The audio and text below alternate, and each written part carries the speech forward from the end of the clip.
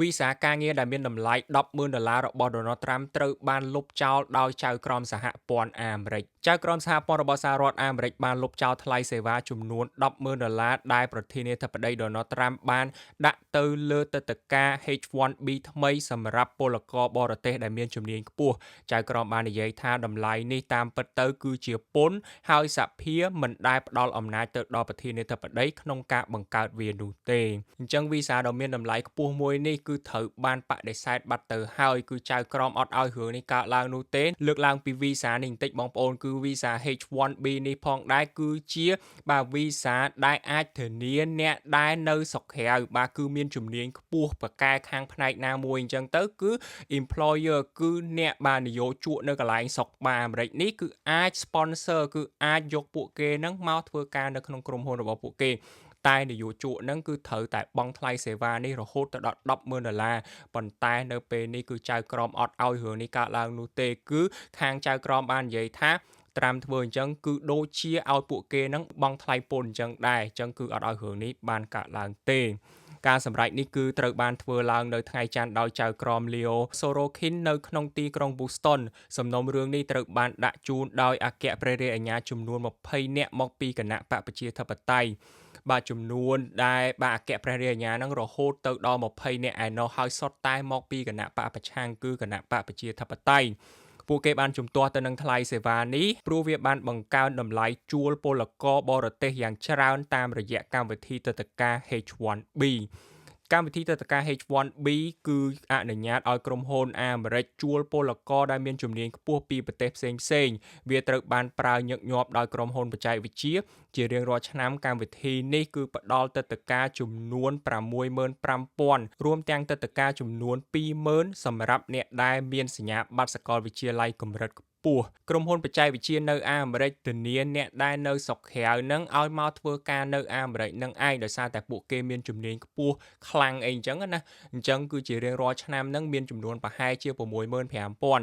តែបាទនៅពេលដែលឡើងទៅដល់$10,000នេះចំនួននេះប្រកាសជាថយចុះហើយមុនពេលដែលលោកត្រាំណែនាំតម្លៃថ្មីនយោជកបាទគឺជាតកែនឹងឯងជាធម្មតាបានបង់ចន្លោះពី$2,000ទៅ$5,000នៅក្នុងការចំណាយតាក់ទងទៅនឹងទិដ្ឋាការថ្លៃសេវាថ្មី$10,000បានធ្វើឲ្យដំណើរការនេះថ្លៃជាងមុនច្រើនដងគឺខុសគ្នារហូតទៅដល់20ដងឯណោះថា$5,000ទៅដល់$10,000ចុះអញ្ចឹងគឺបាទចំនួននេះខុសគ្នាខ្លាំងណាស់ហើយបាទរដ្ឋបាលត្រាំបានប្រកាសថាថ្លៃសេវានេះមិនមែនជាពន្ធនោះទេហើយថាវាគឺជាការពិន័យតាមផ្លូវច្បាប់ដែលប្រធានាធិបតីអាចនឹងដាក់នៅក្រោមច្បាប់អន្តោប្រវេសន៍ច្បាប់ទាំងនេះអនុញ្ញាតឲ្យប្រធានាធិបតីដាក់កម្រិតទៅលើការចូលរបស់ជនបរទេសបាទប្រសិនបើគាត់ជឿថាការចូលមករបស់ពួកគេនេះអាចប៉ះពាល់ទៅដល់ផលប្រយោជន៍របស់សហរដ្ឋអាមេរិក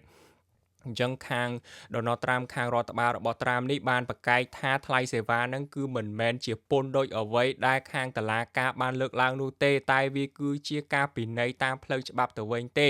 ដោយថាបាទអ្នកដែលចូលមកក្នុងប្រទេសអាមេរិកធ្វើការនេះគឺអាចនឹងមិនបានផ្ដល់ផលប្រយោជន៍អ្វីទៅដល់អាមេរិកទេណាបាទគឺវាប៉ះពាល់ទៅដល់ US interestទោះជាយ៉ាងណាចៅក្រម Sorokin មិនយល់ស្របទេលោកបានចាត់ទុកថាថ្លៃនេះដំណើរការដូចជាពន្ធមិនមែនរដ្ឋាភិបាលហៅវាបែបណានោះទេ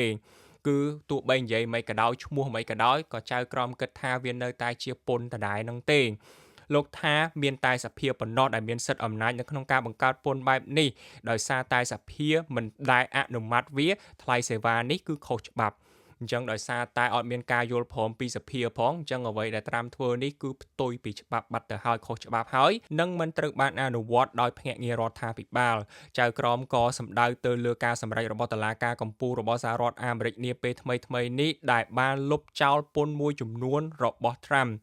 គឺពន្ធនាំចូល tariff មួយចំនួនរបស់ Trump ហ្នឹងក៏កន្លងមកនេះគឺត្រូវបានលុបចោលផងដែរហើយចៅក្រមម្នាក់នេះគឺបានលើករឿងហ្នឹងឡើងមកនិយាយលោកបាននិយាយថាដោយផ្អែកទៅលើហេតុផលផ្លូវច្បាប់ដូចគ្នាលោកត្រាំមិនមានសិទ្ធិអំណាចនៅក្នុងការកំណត់ថ្លៃទិដ្ឋាការនេះទេសេតាវិមានបាននិយាយថាខ្លួនជឿថាសេចក្តីសម្រេចនេះនឹងត្រូវបដិសេធនៅពេលដែលប្តឹងឧទ្ធរណ៍អ្នកនាំពាក្យបាននិយាយថាប្រធានាធិបតីត្រាំមានសិទ្ធិអំណាចផ្លូវច្បាប់ក្នុងការរឹតបន្តឹងការចូលរបស់ក្រុមជនបរទេសនៅពេលដែលគាត់ជឿថាវាផ្ដល់ផលប្រយោជន៍ល្អបំផុតទៅដល់សហរដ្ឋអាមេរិក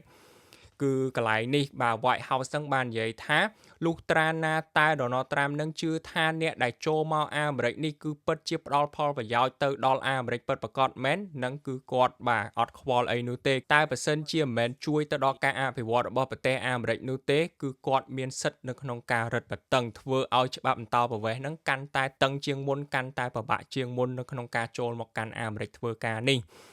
ត្រាំបាននិយាយថាកម្មវិធី H1B ត្រូវបាននយោជកមួយចំនួនប្រើប្រាស់ខុសនៅក្នុងការជំនួសកម្មករអាមេរិកជាមួយនឹងកម្មករបរទេសដែលមានប្រាក់ខែទាបទោះជាយ៉ាងណាក៏ដោយថ្លៃសេវានេះមិនត្រូវបានអនុវត្តចំពោះបាននិស្សិតបរទេសជាច្រើនដែលរស់នៅសហរដ្ឋអាមេរិករួចមកហើយនោះទេដែលបង្កើតបានចំនួនអ្នកដែលកាន់ទៅការ H1B ថ្មីជាច្រើនអញ្ចឹងនៅក្នុងចំណោមប្រមាណ application ប្រមាណបាទ visa ហ្នឹងបងប្អូនអរគ្នាសរុបនឹងឯងគឺចំនួនបាទសិស្សបរទេសហ្នឹងគឺអ្នកដែលទៅរៀននៅអាមេរិកហើយបាននៅវីសាមួយនេះគឺចំនួនហ្នឹងសរុបមកគឺវាច្រើនខ្លាំងណាស់សម្រាប់ការដែលជួលមកពីស្រុកគេមកបាទធានាមកពីស្រុកគេមកហ្នឹងគឺចំនួនវាតិចជាងនោះទេនយោជកតិចតួចណាស់ដែលបង់ថ្លៃសេវានេះគិតត្រឹមថ្ងៃទី15ខែកុម្ភៈការទូទាត់ត្រឹមតែ85ប៉ុណ្ណោះត្រូវបានទទួលបាទគឺចំនួននេះគឺមានតិចណាស់បងប្អូនអត់ដល់100 application នឹងផងគឺបាទសម្រាប់នយោជកដែលគិតថាពួកគេនឹងចំណាយនៅក្នុងការធានាបុគ្គលិកមកពីស្រុកក្រៅមកម្នាក់ហ្នឹងគឺក្នុងតម្លៃ$10,000ហ្នឹងណាបាទគឺគិតត្រឹមខែពាក់កណ្ដាលខែ2ហ្នឹងគឺមាន85បាទអគ្គព្រះរាជអាជ្ញាកាលីហ្វ័រញ៉ាគឺលោករ៉ូប ប៊ុនតាបានស្វាគមន៍ចំពោះការសម្រេចរបស់តុលាការលោកបាននិយាយថាថ្លៃនេះគឺជាពន្ធខុសច្បាប់ដែលប៉ះពាល់ទៅដល់សមត្ថភាពរបស់អាមេរិកនៅក្នុងការទាក់ទាញកម្មករដែលមានទេពកោសល្យនិងបំពេញការងារសំខាន់ៗបាទអញ្ចឹងគឺដោយសារតែវីសានេះតម្លៃវាខ្ពស់ពេកទៅដល់$10,000អញ្ចឹង employer បាទគឺពិបាកនៅក្នុងការធានាមកខ្លាំងណាស់មុននឹងគេសម្រេចថានឹងប្រើប្រាស់នៅវិធីសាស្ត្រមួយហ្នឹងចង់ជួលអ្នកដែលមកពីក្រៅហ្នឹងគឺពួកគេត្រូវតែគិតឲ្យច្បាស់ដោយសារតែតម្លៃនេះគឺមិនមែនទាបនោះទេកាលពីមុនគឺចន្លោះពី2,000ទៅ5,000ឥឡូវនេះគឺ$10,000ឯណោះបាទអញ្ចឹងអ្នកដែលមានជំនាញនៅស្រុកក្រៅជាច្រើនអ្នកបាទកំពុងតែរងចាំចង់មកធ្វើការនៅអាមេរិកនេះគឺឱកាសរបស់ពួកគេក៏ទាបតាមនឹងផងដែរបាទការដែលលើកឡើងរបស់តុលាការហ្នឹងគឺបាននិយាយឲ្យថាត្រាំធ្វើអញ្ចឹងតាមពិតចង់យកលុយហ្នឹងគឺជាគិតថាលុយហ្នឹងលុយពន្ធទេដើម្បីឲ្យរដ្ឋហ្នឹងយកទៅប្រើប្រាស់នៅក្នុងការធ្វើអីផ្សេងៗជាដើមអញ្ចឹងណាអញ្ចឹងតុលាការគឺអត់ឲ្យរឿងហ្នឹងកើតឡើងនោះទេហើយថែមទាំងបាននិយាយថាតាមពិតទៅនេះគឺជាបាទពន្ធយកមកធ្វើពន្ធហើយខុសពីច្បាប់របស់អាមេរិកទៅទៀតគឺផ្ទុយពីច្បាប់ហើយ